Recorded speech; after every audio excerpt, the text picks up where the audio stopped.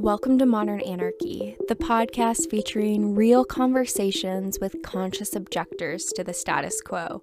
I'm your host, Nicole. I tried to keep her quiet, but she's screaming outside of me. I tried to keep her hiding, oh, shut up. I tried to keep her quiet, but she's a wild, wild woman.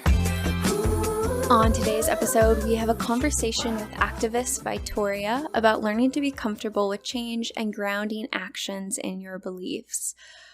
Ooh, y'all, Vitoria really just comes on with such an honest and vulnerable discussion about the struggle of living. Yeah, I mean, there is so much here packed in this episode about dealing with pain and difficulty, but choosing happiness. And I just really appreciate that Vitoria came on here and was so raw and honest. And I think that is so needed, especially when so many people out in the community are just preaching a positive message and can get a little toxic at times, in my opinion. And so it's really great to just have this real conversation about what it means to be living the human experience. So y'all, tune in. How are you doing? I'm good. Excuse this dirty mess behind me. No, you're totally fine. Kind of zoom in a little bit. You're totally fine. Don't worry. Yeah, you can pan it over to the left, the artsy side, and the music. How are you doing? I'm doing well. It's cold. Are you in Chicago? Yeah. Are you? Yes. And I'm already over it. I'm looking forward to that 50-degree weather. I know. That's coming this week. My kids are looking forward to it too. Already asking to go outside. Oh, I know. Yesterday it was like with that wind chill felt like 10 degrees and I was not having it. It was brutal. I know. It was brutal. I know. So, I'm Vitoria. Tell me about your podcast and everything, and at the flow that you want this to go. Yeah, for sure. So my name's Nicole. It's nice to meet you. I am a doctoral student in clinical psych, so I definitely have more of a mental health background that all of these conversations kind of center around. I believe in that. Typically, it's the personal story of whoever is nominated to be on the podcast. So I want to hear about you, your journey, what you're passionate about, what you think the world needs to hear. And then I kind of hold the space for that conversation. Nice. Yeah. Nice. I love that, especially when you're talking about, clinical health, because that's a lot of areas that people aren't really focusing on. Mm-hmm. And it needs to be focused on in a lot of creative ways, because it's going to take that creativity that brings people back to it. That's kind of the pros and cons of the pandemic, I think. But we'll get into that. Yeah. So that's awesome. I love it. So you just heard my son in the background. Yes. He is 4 years old. I'm also a mom. Yeah. That's one of my best things that I would say that I do. I don't know why people say that all the time. Because it's honestly, meaningful. If I'm being candid, I don't know why people say that. Only because parenting, there's a rule book to it. You fuck it up more times than you get it right. Yeah. I think, and that's even in giving it your best. If that's even a certain thing, I guess you can give it your best in its moments. But yeah, he's a little handful. Yeah. I have no kids. I have no idea. It's very powerful to be at that beginning stage of, childhood and doing work in that area for that relationship at that point, knowing that it has such a big impact afterwards and how people exist in the world. So I would imagine makes being a mother a lot of pressure. I can't even imagine. It is. I'm also a widow, so it definitely was a challenge in the beginning. Yeah, I would say, as a single mom, that was a widow.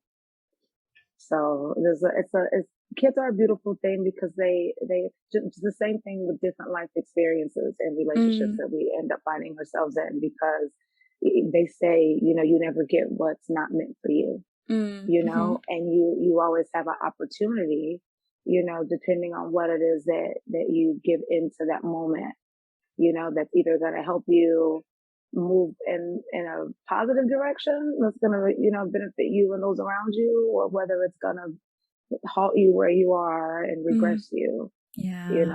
I guess that depends on where you are in your life. Yeah. Is that something that you feel like has come through in your life in different ways? I think that comes through in all of our lives. Yeah. Yeah, that we're always at that intersection of our choices. Yeah.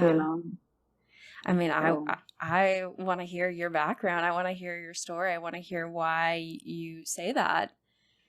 Oh gosh. I mean, I think for me personally, I'm someone that has been resilient to a lot of situations, and also find myself at the forefront of making situations better and where it is that we find them currently, with a lot of the injustices that we find ourselves in. It's just being a woman in America, a Black woman in America, a Black single woman in America, a Black single woman parent in America, with a son and a daughter. So a lot of things have taught me a lot of lessons and blessings in life versus choosing to look at them as losses. Right. Which is so easy to do. But we're talking about progress. Right. So to have progress, you got to do the work, and you can't be afraid of it. At least that's what I like to tell people all the time whenever I, am talking to somebody that I can help encourage. Shit, sometimes it's talking to myself. Most often we talk to ourselves. We talk to other people for ourselves. I'm always in a conversation. I'm like, oh, you know what? That was for me as well. It wasn't just for you. Yeah, definitely. so I can make it relatable. We need a little bit more vulnerability. Yes. Yes, I completely agree. I mean, and to some degree, we are just seeing the world through our own eyes. And so to give any sort of commentary on it is always going to be through our own experience and speaking to us in so many ways. It's impossible to understand how other people see the world through their history of experiences that paint it in a whole different light. So yeah, we're always kind of speaking to ourselves in some ways, hoping that the other person's going to connect and understand us in that. Yeah, that's the point of communication. Yeah, I find it so fascinating that any humans try to connect and think we were talking about the same shit. I find it fascinating.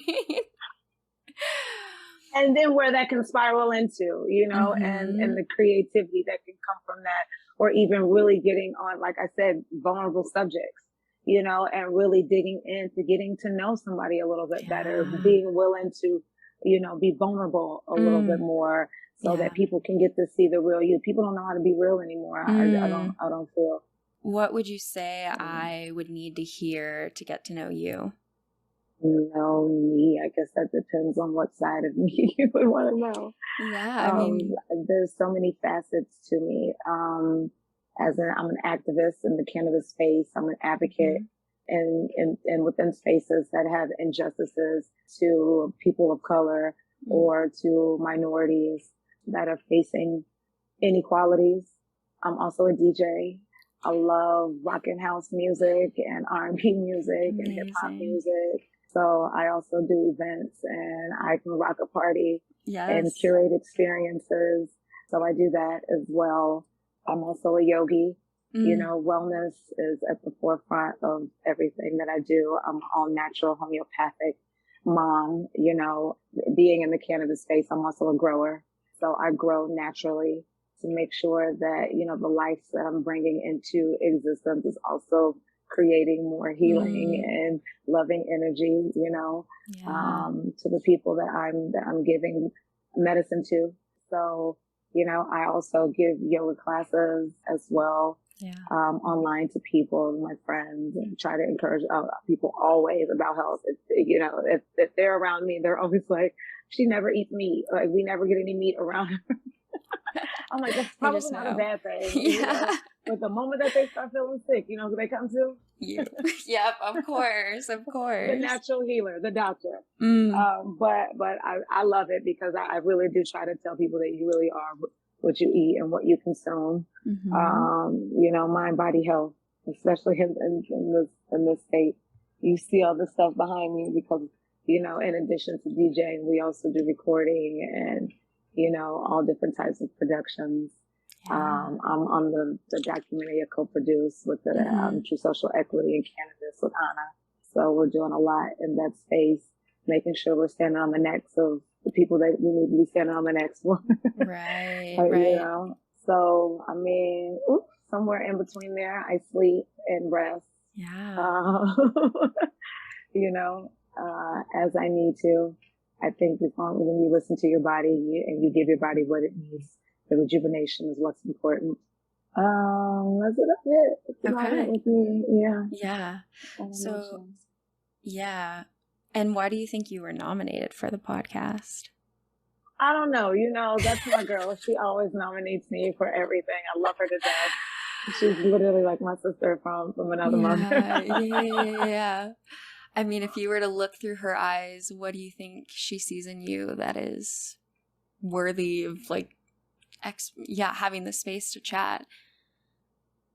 I would say her and I connect on a very spiritual level. And a lot of things that we look to, that ground us first and foremost. And that we also hope, you know, for a better place, you know, and I think that, in hearing what this podcast is about, I think knowing that more people need to experience that, to feel that, to hear that, you know, to just, you know, be able to share that light and that struggle, you know, through that struggle is light. You know, there's always light at the end of the tunnel. So. Would you be willing to talk about that struggle and the light that you found in that journey? Sure. I mean, we all suffered through things. Mine isn't too unique as a story. I'm somebody that has grown up in urban youth and was a part of that, had to witness that, had to experience through that, still have to experience, witness, and struggle through that. Is everything that entails, is being Black in America, and being afraid for your children, for yourself, of anything that can happen to you, watching people around you be taken from you, you know, haphazardly through gun violence or through some other type of violence or drugs. And my husband was actually killed through a morphine overdose, given as prescribed from a hospital, but was found not negligent because he came home and passed away for 8 hours. That's actually one of the reasons why I continue to fight, you know, within the cannabis space, because had he had something that was other than pharmaceuticals, you know, as an option for healthcare, you know, maybe things would be different. Who knows? Wow. But definitely the cause of death wouldn't have been morphine. Right, definitely. And, you know, my mom passed away recently, you know, 2 years ago as well. And just the struggle of what grief can do to anyone as an individual and a family. Right. You know, internally as well as externally, you know, but that's something that, you know, once you're born, you know that you're on your way out. You know, literally, it's about the quality of life that you choose to live on your journey. Yeah, definitely. Yes. And I want to just say thank you for sharing that and sharing your story and all of this. My heart goes out to you. What was your husband's name? Dion Hearing. Dion Hearing. On my arm right here. Oh, I love that. He has a beautiful smile. Yeah. And I mean, that will forever change your story, your journey, your purpose, your connection to your children, everything. Yeah, totally. Totally. I see my daughter and she's so much like him. You know, it's crazy. Just the comedy in her, you know, the life in her, the risk in her. You know, it's amazing. It's amazing to see. It's amazing to see. It's sad sometimes too, but yeah, we work through it. How do you think that changed your activism, your path? I think it made me more impactful, because no day is ever really guaranteed to you ultimately. And you only know that when you know that. And you only know that through an experience that brings it home for you. You know what I mean? You could see people around you forever, that travel on, and it doesn't actually land on you. I would go to funerals all the time, and pay my respects and not necessarily feel the impact of that. You know what I'm saying? Yeah. But I think once you feel that, things in you, once you experience them, there's nothing that really holds you back at that point. You know what you feel, and you act upon that, and you hope that is something that creates positive change, because, at least for me. Right.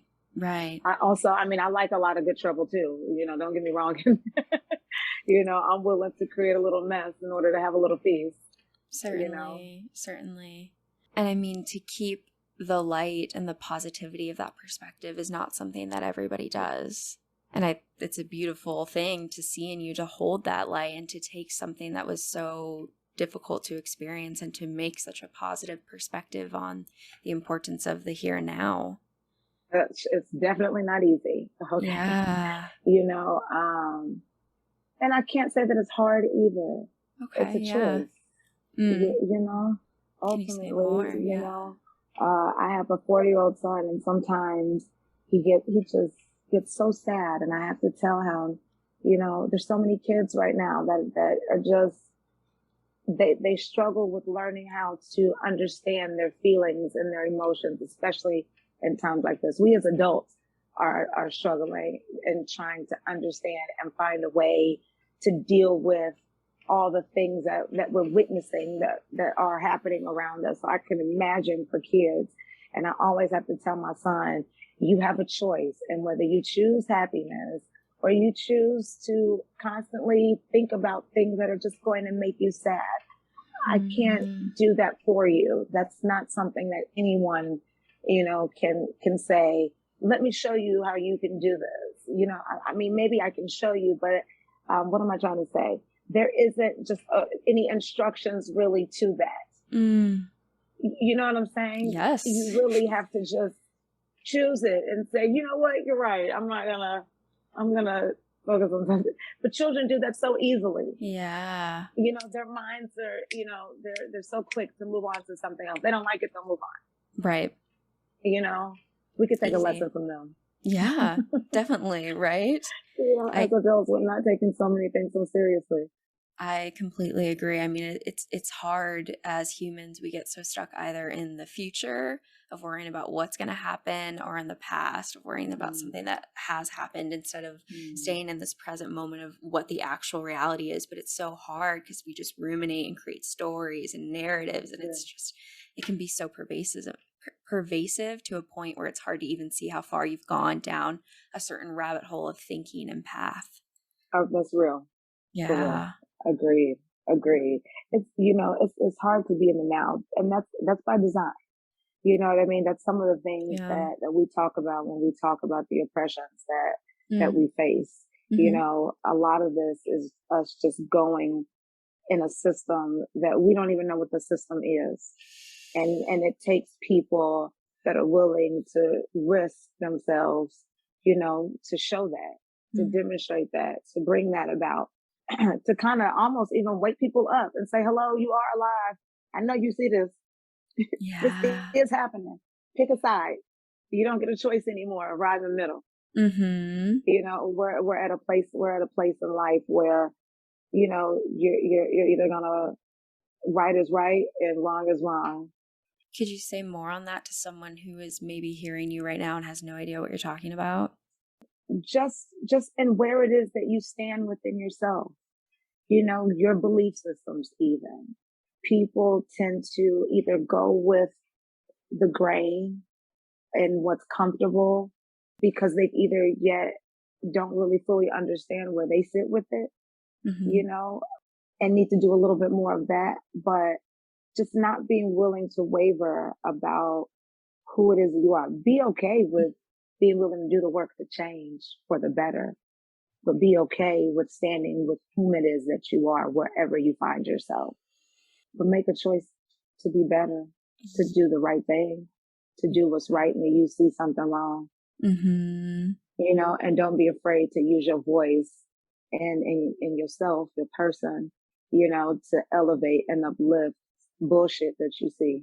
Mm. Right. Definitely. You know, on any level. Right. Yes. And it can be so hard to have that first piece of acknowledgement that you need to change or that there is somewhere to grow there. Because if you're not open to that message coming back to you, so many people, and myself included, can get this level of defense where it's just like, nothing's wrong with me, and just block all of that out. And I don't even know if that's defense. It's just a comfortability of where you are. Mm-hmm. You know, because sometimes that can be easier. You know, shit, you got to know when to hold them and when to fold them, as they say. Mm-hmm. Yeah. You know, you got to know who you are. If you're not somebody that can see something and say something in a way that can diffuse or make things better, then I would not say something. Right. You know, I mean, something as simple as being in Target and you see someone just being overly rude. Like, for what? Why? You know, so it's almost like we're oblivious to things that are going on by choice. When did you start becoming more comfortable with using your voice to stand up and to wake other people up? Was this something that you've done since you were a kid and felt very naturally drawn to this? I would say yes, Yeah. and not knowing. You know, I was always rebellious, as my mom would say if she was still here. Yeah, tell me about this. You know, she would probably say I'm rebellious now. Yeah. But no, I think I was always a kid that wanted to either bump my own head, you know, or just wanted to understand, just see, know why. I was very inquisitive, but that's probably why my children are too. Dangerous quality, very dangerous quality. My mom was always like, "You did such a great job raising them to be very, very smart." Yeah, what does that I'm mean to like, you? yeah, that's gonna probably bite me later Yeah. on because, you know, they can communicate to the best of their ability. And I'm always like, wait, I forget you're 4 years old because I want to treat you like you're like 8. Yeah. What are you trying to teach them and to be smart? What do you mean by that? I think the greatest thing that I could teach them is the realness of life. And meaning there's space within it and there's space within themselves. I am so curious what you mean by all of that. That is a lot.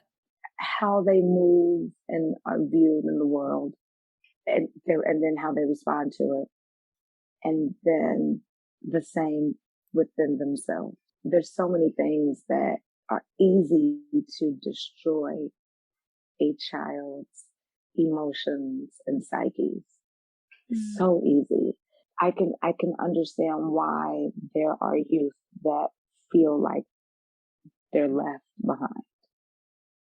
And I say that having smaller children and seeing other kids and also viewing my own and seeing how if a teacher is not willing to understand that the easier thing to do is to remove. And that removal can set back not only just what they missed when what they learned, but how they view themselves, how they feel about themselves, how they recover from situations and overcome obstacles so much. Yeah.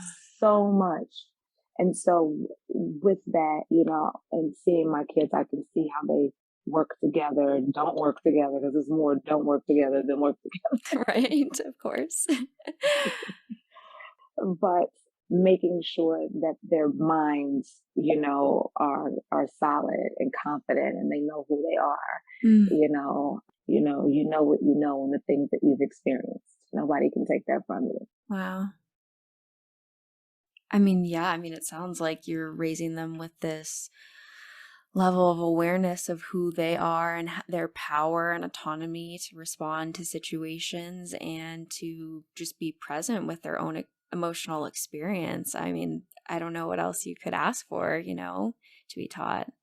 I mean, hopefully we all try to do that as parents, right? Again, there's no rule book to it. I just, I try to do more talking, because at the end of the day, anything could happen, Right. and then if you don't have the tools in your tool belt to help you when things are challenging, then I did a disservice. Right. As a Because there's child, gonna be a lot of challenges. Like y'all don't even know how right. to communicate because now all y'all have is on the phone. Yeah. And Social text, media. Y'all don't even know yeah. what people look like. Right. I know. It's a whole different world. It's a different world. It's a Yeah. different world. When my kids grow up, they're not gonna know what it means, really to date unless, we still have that. I'm single, so unless we still have that and they're shown that and how to court and things like that, Yeah. because that's almost becoming a lost art, unfortunately. Because people don't want to relate to them, learn how to relate with other people. There's so much struggle. We want ease. We want ease because everything else takes work. It takes work to go to work. It takes work to take care of kids. It takes work to take care of a home. It takes work to take care of yourself. Yes, Don't it nobody want to does. work to relate to somebody else. Like, Right. no, that's the last thing I want to do. Right. But you still got to work. So what? Yeah. Yeah. You got to you have to care about things that they are interested in. You have to get to know them and do things, be willing to have challenging questions, show up in times that you might not want to be there. Yeah. But it's not for you. But it is, right? Because ultimately it's just you and you. Definitely. Were these things that were modeled to you in your own childhood when you were raised? I think so, but I didn't know them growing up. My mom was a journalist. She kept the journal, not in real life. She actually, ran businesses and owned a limo company. Yeah, her owner of a limo company. But my mom, she was a writer. And as a child, I would go and sneak in and find her journals and stuff and read some of her stuff. Did she ever know this? I told you I was a rebel. Did she ever find out? She did, of course she did. Because sometimes I'd be like, "Mom, what does this mean?" She'd be like, "Where'd you get that?" Right, but no. And then having conversations with my mom, me and my sisters. I have 3 younger sisters on my mom's side, and we're all really close, and we're close to our mom. But having conversations with my mom too, she was always someone that was focused on growing in one way, shape, or form. Whether it was in business, whether it was mentally, whether it was emotionally, religiously, just growing. Yeah. I guess in that regard. But yeah, I probably got that growing up. And my grandma too, my whole family. Beautiful. Yeah. I think it was the struggle though, honestly, like, and looking back at it, I would say that, and most of that happens within the Black community, it's the struggle that we find joy. That's why there's so many fucking artists and sports players. We channel our pain and through our creativity. Fortunately, that's also where a lot of manipulation comes with folks that have money. You have capitalism and greed and manipulation and corruptness that go into play. Right. So, right. But yeah, I would say that's the plight. Right. And it's also, I'm sure this journey, I mean, you talked about growing up in an urban area. How do you think that might have also contributed to this and your path where you're at now and the strength and the different gifts that you have to show up in this space? I mean, one, having a business background and being in corporate America and studying business and finance, making sure that economics is at the forefront of the things that we do, and that we have the opportunities to have ownership in businesses and funnel money back into our communities. It's a shame that even just where I live, and out west near Berwyn and Oak Park, that there's not more activities that go on, for youth. The violence out here is crazy, just even in the suburbs. My neighbor's house was shot up, really? And we have the chief of police that lives not too far away. It's insane. And we have to care. We have to care. We can't just, back in the day, when you had family, when you had people on the block, everybody knew each other. Yeah. We played together, we hung out together, and if we didn't like you, we didn't, we worked it out. We still hung out, or we beat your ass. I love that. Yes. Yeah, it definitely feels like that community has been lost in a lot of ways. For sure. Yeah, definitely. Definitely. And trying to find ways to bring the community back, because now when they hear the word community, I think most often they hear law enforcement, fire people, things like that, not necessarily the people of the community, because people of the community don't really get together anymore. Yes. Where is it? Show me a community event in a community block something. I mean, it's wintertime, but even then, even when it was warm, there weren't that many, community involvements as there used to be. Right. Yet at the same time, we have something like the internet that has created millions of different communities where you can find your niche really more so maybe than ever before. That's true.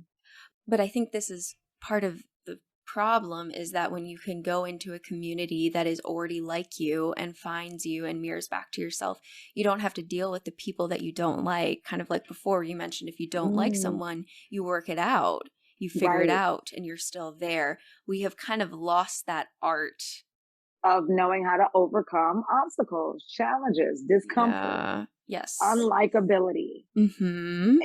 Everyone wants to be, everyone's fishing for their like. Yep. I actually can't say on social media. I think that's a fair statement. It's funny that you say that. Anna's always like, you got to be more on social media. I'm like, I know, I probably should.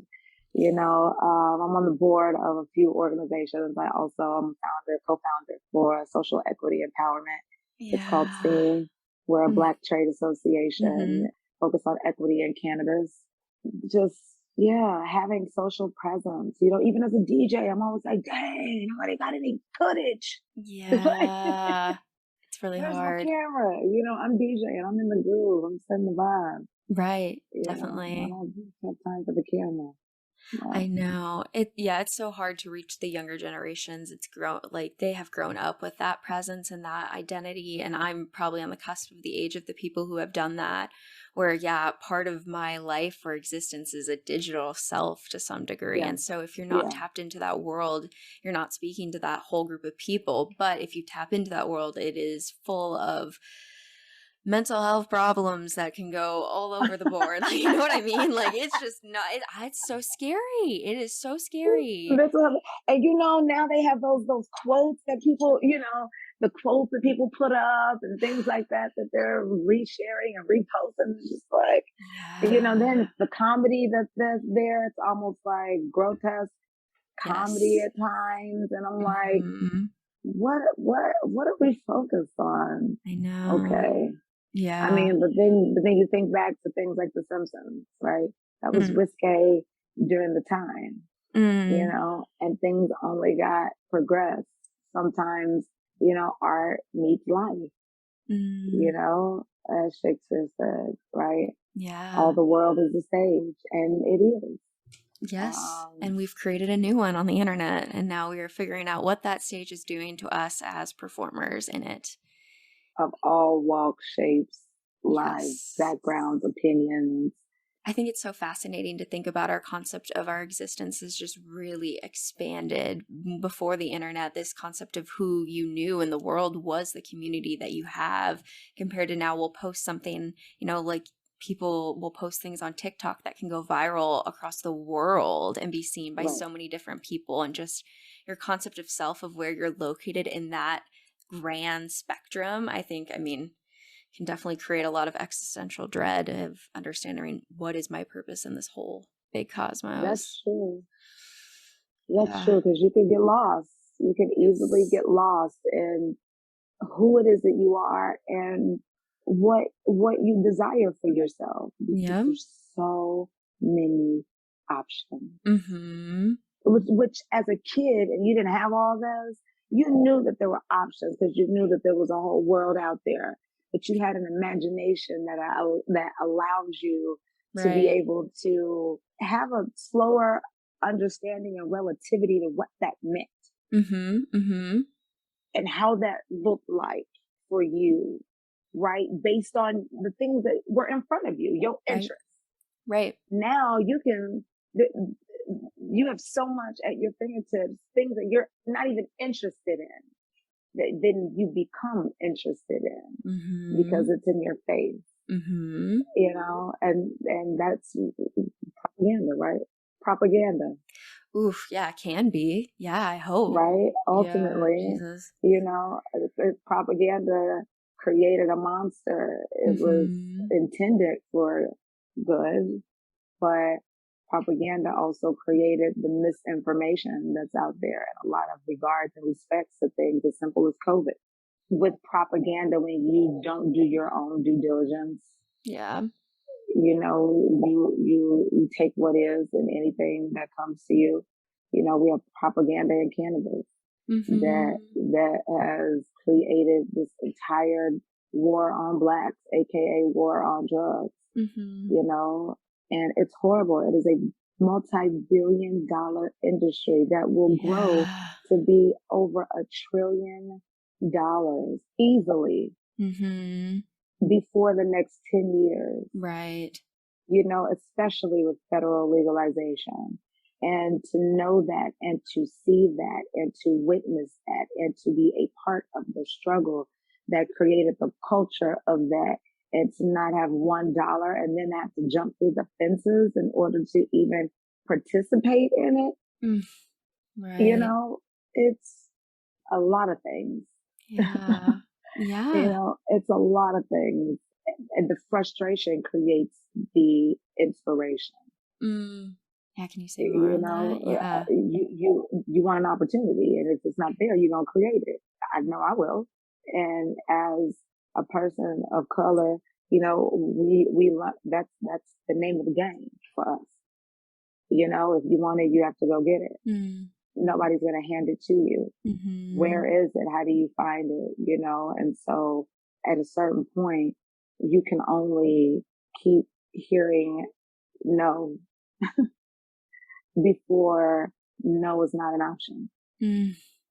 That's not an option. If you excluded the word no, you know, and you had to create a pathway that led to transparency, honesty, that had ethics that was in it at the forefront.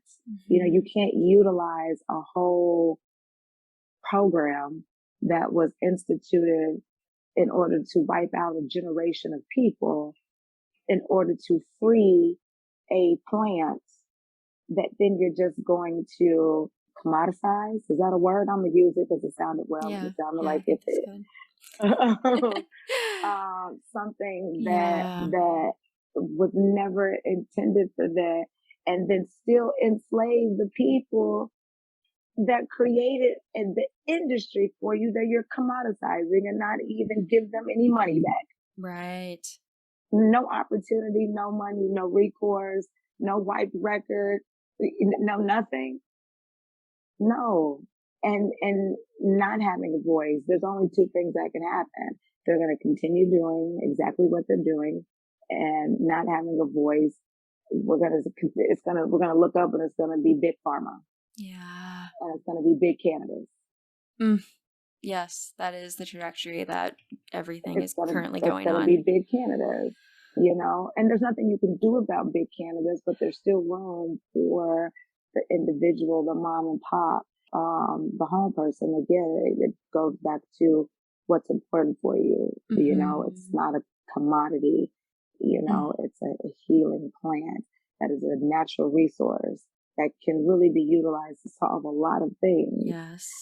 But we have to use the propaganda to put the truth out. Yeah, the social media to spread that word. The social media goes back to this darn social media, right? It's positive No, I and it's know. negative. I know. It's both, right? It's always both. What do you say to the person that is resonating with you but feels like they don't have a voice and doesn't know where, like doesn't feel like they have the capability of standing up? I would say first, I don't think anyone knows if their voice resonates. I think that I don't. I think that there's always a fear that what you're gonna say might not be the right thing, I guess, if right is the right word, but is the thing that is gonna not create the same frustration that you're feeling. There's been plenty of times that I've trumped myself up and things that I've said. There's been plenty of times that I don't, feel like I address the issue that is at the table, or sometimes when I'm confused about what's being said. And I have to remember that we're all human in human life and a human race, and we're all trying to figure out and work through the best way to cohabitate and live functionally together. Right. With our feelings, with our emotions, with our hurts. Hi, cats. I know, yeah. Hi. This is her time. Middle episode. It's always in the middle of the episode she decides. Come sit. I need to say hi too, exactly. Right? Yeah, I'm a spiritual being. It's fine. Yeah, it sounds like in those moments, I first off want to just like really thank you for acknowledging that there is always that fear, right? There's the vulnerability piece that you were talking about earlier of people needing to show up, and you're doing that of being honest that, yeah, in that moment, you equally don't know if what you're saying is correct. And, we all go through that. And I think it's so important to state that first, because that can get me and so many other people, I'm sure, tripped up in that thought where then like, well, I'm not going to say anything if I don't know it's perfect and it's actually going to be right, because then I'm going to mess up. Agreed. And then ultimately it just comes down to you grounding in your own beliefs. Yeah. You've got to get to know you. You've got to understand you, because when you do, it makes it a lot easier to say something, anything, something, because ultimately the God within you and the power that you are is going to show up for you as long as you breathe through it. Sometimes we just want to rush through it, myself included, and I'm like, oh man, because the adrenaline is going, and you just have to remember to slow down and calm down. All of us, we are right for everything that we are in the right space that we're in. Sometimes that's hard to understand, especially when you're in the middle of a struggle, a real struggle. And no, in the midst of that struggle, you aren't that struggle, but it requires that struggle for you to see who it is that you are, to make the necessary change that has to happen within you first. Yes. That's the hard reality. That's the hard reality. Yes, there is pain and that we cannot escape that. But we call it pain because it hurts. But it's an obstacle. It's a cloud. It's a dark cloud.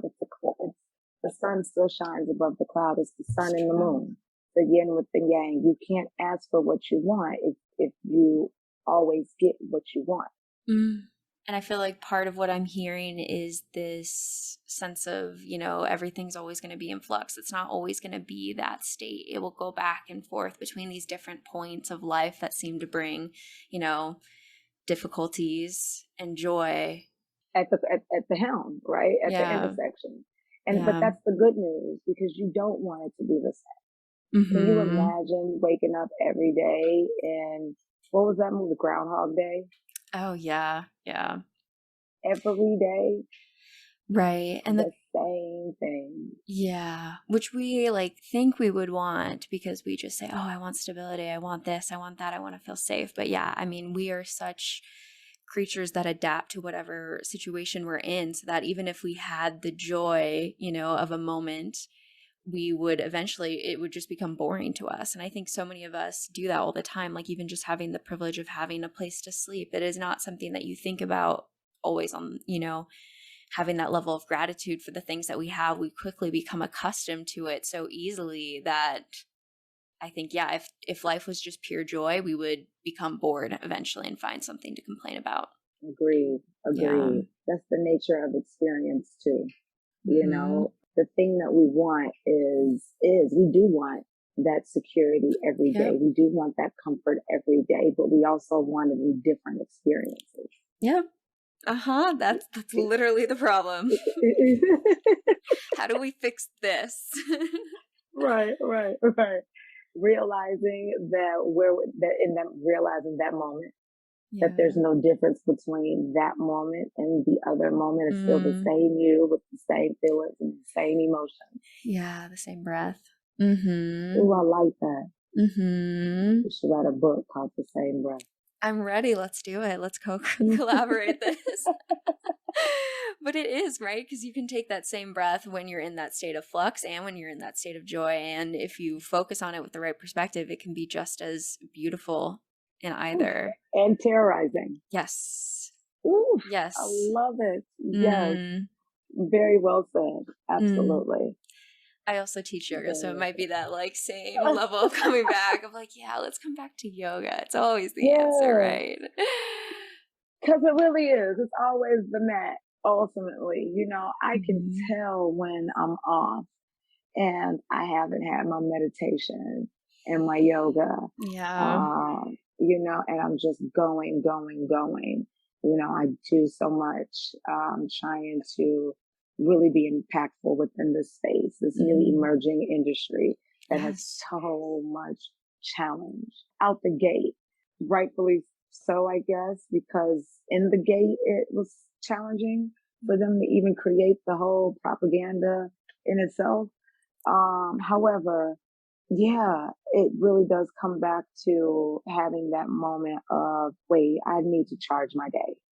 I have got, because I can't let the little shit that get in my way to bother me in the same way, because I have things that I'm trying to do and accomplish that can easily distract me. Yeah. And not letting the distractions become so dramatic in their experience that I'm witnessing that it takes me out of the energy of creating. Yeah, that was definitely. very well said. Yeah, definitely.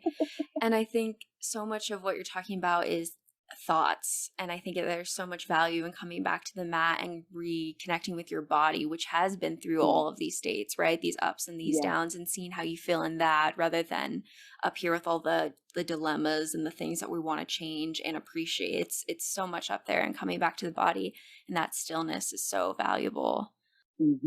Yeah. It really is coming back to the quietness. Some people call it prayer, some people call it yoga, some people do it when they exercise. Yes. Some people do it when they're breastfeeding or when they're taking a shower. Like Einstein used to do. I really believe that that mindfulness, that moment of connection of where you're at peace with yourself and not enamored by distractions around you, that's you connecting to your inner source, right? That's you channeling inward, and doing so, everything is really quiet, because you're just honed in to that one moment, that one space, that one situation, that one person. And that's the piece that we're all trying to get to, again, through different experiences. Yes. I mean, your children are very lucky to have you as a mother and to be teaching them this lesson. I think this is so, so valuable to have. Yeah.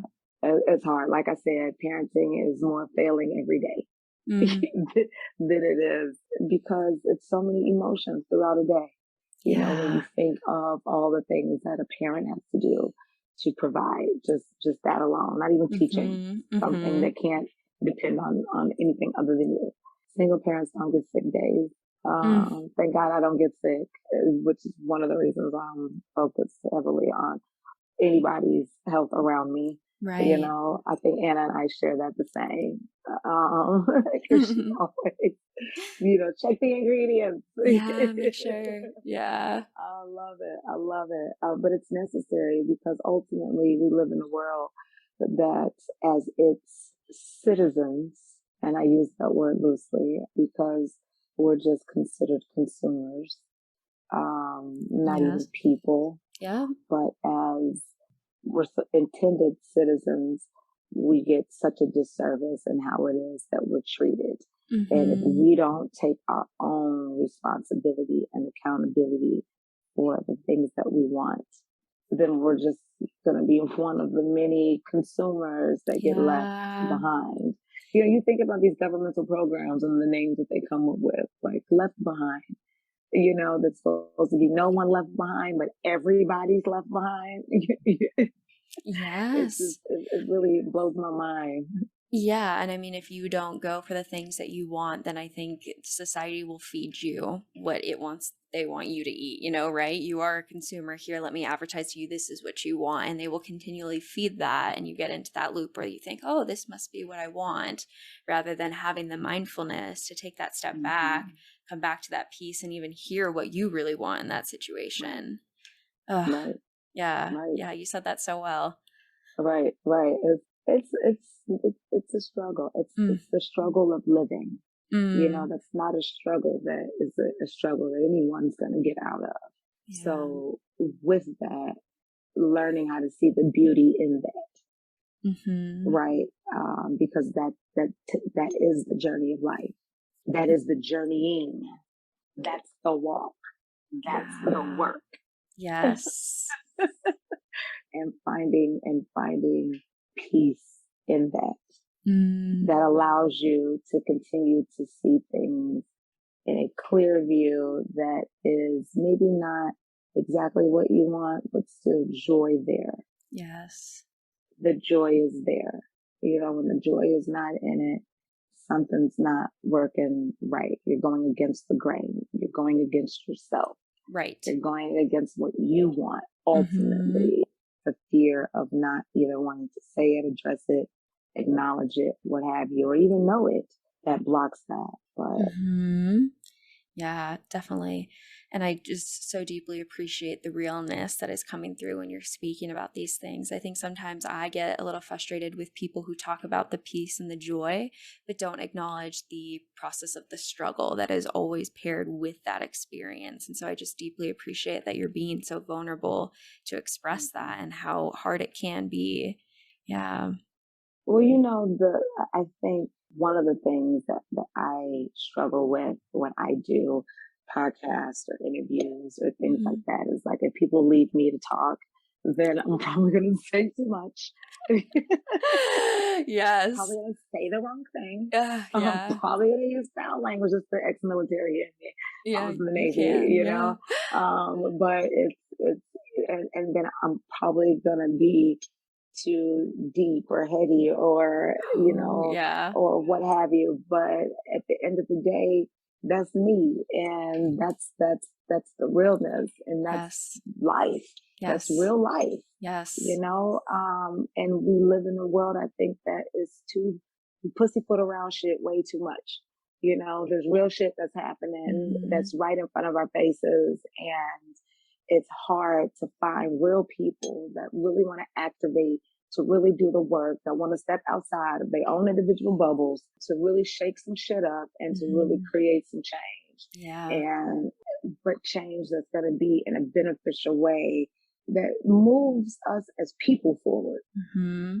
You Yes. know, we've been doing the same dance for way too long, Yeah. and we're in a whole new century. Like, come Mm. on, are we really Right. going to continue this? Yeah. No, and we're not going to go backwards either. The younger generation, my generation, the younger generations, the millennials, my kids, it's only gonna progress. We're not gonna Right. continue, Yes. to move in this pattern. The hard part is watching the destruction unfold in the midst of it. You know, Mm-hmm. I'm sure the same struggle that occurred with my ancestors during the civil rights and even before. So I don't know what to say about that other than shit. Sometimes you got to tear down some walls in order to build them. I agree. Thank you. Yeah, amen. And I do want to say thank you. I don't know if you get enough of that recognition of all the different ways that you are working to dismantle the system, and that sometimes people in that are just don't hear enough praise for the difficulty of what they're going through, and to have that on top of being a single mother, which is just so much to take on, that I hope you can take a moment to honor, how much strength you have. Thank you. Thank you. You know, it takes all of us. I wouldn't be here if it wasn't for other people that have been in the struggle, definitely. you know, and us coming together, you know, because one out there by themselves is one gone. No one really cares. You have, you know, 100 out there that makes a difference, you know, so we definitely need more people out on the front lines, you know, within True Social Equity in Cannabis, within Social Equity Empowerment Network, within Black Women Strong Coalition, which is my own, within the underground music scene, you know, within podcasting and having great interviews and conversations in small groups within our communities, around the round tables, during the holidays with our families, and you know that they on bullshit, blast their ass out. Yes. Yeah. Because it's time. It's time. You know, it's time. It's time, because if we don't do that, then we're contributing to the destruction that's going on around us. Yes. And at the end of the day, you can't just hide in your bubble and say, I'm not going to argue with my auntie or my mother or my father or my great grandfather because of our different views. I'm just going to show them in my work, show them in your work, and let them know out loud that the view that they have is incorrect, and it's time to change that. Yes. In every way, shape, and form. You know, we have to be willing to stand up, because if we don't, then we'll fall for it all, as we've been doing. Yeah, you put that so well. It leads me into what I want to ask, and I ask everyone this on the podcast, as like a closing question. Just, what is one thing that you wish other people knew was more normal? And I mean, I think knew was more normal. Oh my God, that is a good question. Yeah. Being okay, not being okay. Make that. Let's normalize that. Yeah. You know, being okay with not being okay and doing something about it. We don't make that a normalization, because honestly, I swear to God, if we had generations upon generations upon generations, wouldn't have had to struggle in the same goddamn ways. You know, because it would have been more rebellious people speaking out and on the forefront and on the front lines and working together, the collaboration, not forgetting that none of us can do it by ourselves. Right. Yes. I love that. That. We are all in this together. Bringing it back to the community. We are all in this together. When shit hit the fan in the beginning of the pandemic, if everybody just remembered, just take the little itty bitty situation, you know, going back to in the pandemic, everybody checked on their neighbor and made sure everybody had a mask. Everybody was okay. You got toilet paper. I'm out of toilet paper. You know, it takes all of us. Yeah. We all have to care, but we all have to care in the right way. You know? Yes. And part of that is acknowledging that you don't have to feel perfect all the time. And even when you don't feel perfect, you can still care. It is an active choice. That is one of the things I keep getting back from you, is that importance that we still get to make a choice in how we show up and act in the world. Absolutely. Yeah. Absolutely. It was so lovely to get to chat with you and hear your perspective. Yeah. Is there anywhere, if people wanted to learn more about the activism that you're doing, that you'd want to plug them to? Yeah, absolutely. You can find me on my personal IG at by.her. Could be underscore. Love that. I'll have a hyperlink. It's fine. But you can also follow True Social Equity in Cannabis with me and Anna. You can also follow Social Equity Empowerment Network Scene with myself, Belisha Royster, Candace Clark. You can also find me at Cultivate with Mel Hammond, DJ Mel Hammond, and the Cultivate crew. Because we're always out here. You can also follow Black Women Strong Coalition. So just be on the lookout. There's a lot of important things that are happening. Always remember your voice and your vote matters, and your dollars and your money matters. And during this time, the holidays, Christmas time, spend your money wisely. Always give back to the community if you can. And it's not about the gifts that you give. It's about the love that it is that you have around you and that you share with others. Yes. It was such a light to get to hear from you. I really appreciate it. Yeah, thank you. This has been great. I appreciate you having me on your show. Thank you so much. Of course. If you enjoyed today's conversation, then subscribe for new episodes released every Wednesday, and follow us on Instagram at Modern Anarchy Podcast, where we open up a dialogue about all of these topics. Otherwise, I'll see you next week. And a special thanks to one of my favorite artists, Smith, for the intro and outro song to this show.